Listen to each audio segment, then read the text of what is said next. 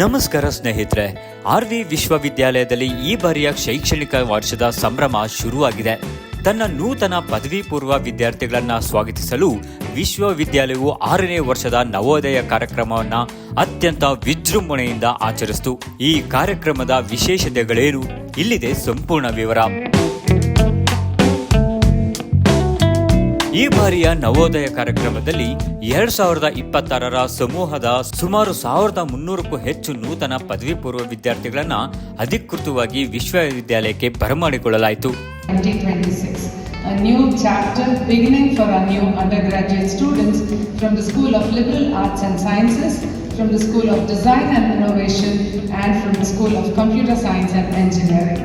ಈ ವಿಶೇಷ ಸಂದರ್ಭದಲ್ಲಿ ಕಾರ್ಪೊರೇಟ್ ಮತ್ತು ಶಿಕ್ಷಣ ಕ್ಷೇತ್ರದ ಪ್ರಮುಖ ಗಣ್ಯರು ಮುಖ್ಯ ಅತಿಥಿಗಳಾಗಿ ಭಾಗವಹಿಸಿದ್ರು. ಅದರಲ್ಲೂ ಕೋರ್ಮಂಡಲ್ ಇಂಟರ್ನ್ಯಾಷನಲ್ ಲಿಮಿಟೆಡ್ನ ಇವಿಪಿ ಮತ್ತು ವ್ಯವಹಾರ ಮುಖ್ಯಸ್ಥರಾದ ಪ್ರವೀತ್ ಕಾಮತ್, ಮುಂಬೈನ ಕ್ಲೋರೋಫಿಲ್ ಸಂಸ್ಥೆಯ ಸಹ ಸಂಸ್ಥಾಪಕ ಮತ್ತು ವ್ಯವಸ್ಥಾಪಕ ನಿರ್ದೇಶಕ ಕಿರಣ್ ಕಲಾಪ್, ಛತ್ತೀಸ್ಗಢದ ಹಿರಿಯತುಲ್ಲಾ ರಾಷ್ಟ್ರೀಯ ಕಾನೂನು ವಿಶ್ವವಿದ್ಯಾಲಯದ ಕುಲಪತಿ ಪ್ರೊಫೆಸರ್ ಡಾಕ್ಟರ್ ವಿ.ಸಿ. ವಿವೇಕಾನಂದನ್ ಅತಿಥಿಗಳಾಗಿ ನೂತನ ವಿದ್ಯಾರ್ಥಿಗಳ ಭವಿಷ್ಯದ ದಾರಿಗೆ ದೀಪವಾಗುವಂತಹ ಕಿವಿ ಮಾತುಗಳನ್ನು ಹೇಳಿದ್ರು.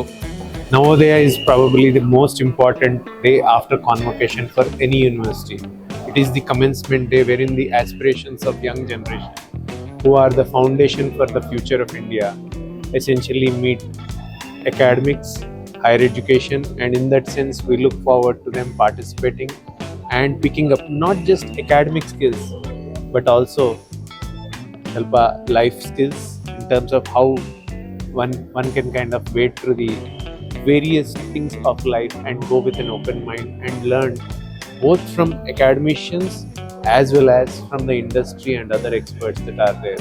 ಕಾರ್ಯಕ್ರಮವನ್ನು ಉದ್ದೇಶಿಸಿ ಮಾತನಾಡಿದ ಆರ್ವಿ ವಿಶ್ವವಿದ್ಯಾಲಯದ ಕುಲಪತಿ ಡಾಕ್ಟರ್ ಎ.ವಿ.ಎಸ್. ಮೂರ್ತಿ ಅವರು, ನವೋದಯ ಅಂದರೆ ಕೇವಲ ಆರಂಭವಲ್ಲ, ಅದೊಂದು ಹೊಸ ಕಲಿಕಾ ಪ್ರಯಾಣ ಹಾಗೂ ಆವಿಷ್ಕಾರದ ಹಾದಿ ಅಂತ ತಿಳಿಸಿದ್ರು.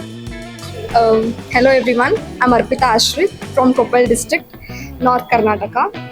The thing I would like to say about RV University is, again, RV, the name itself speaks a lot about the college. There's no doubt about it. What I really liked about the college or the institution is that the various school or institutions that they are providing, maybe the School of Liberal Arts and Sciences or maybe the design or all those things. And especially when it comes to my subject, I was really keen in getting the subject Politics and International Relations for undergraduation, which most of the colleges are not providing. So yeah, for RV, I'm really happy with that Politics and International Relations are available for the undergraduation subject. ಹೊಸ ಕನಸುಗಳೊಂದಿಗೆ ಉನ್ನತ ಶಿಕ್ಷಣಕ್ಕೆ ಕಾಲಿಡುತ್ತಿರುವ R V ವಿಶ್ವವಿದ್ಯಾಲಯದ ಎಲ್ಲ ನೂತನ ವಿದ್ಯಾರ್ಥಿಗಳಿಗೆ ನಮ್ಮ channel ಕಡೆಯಿಂದ ಶುಭ ಹಾರೈಕೆಗಳು.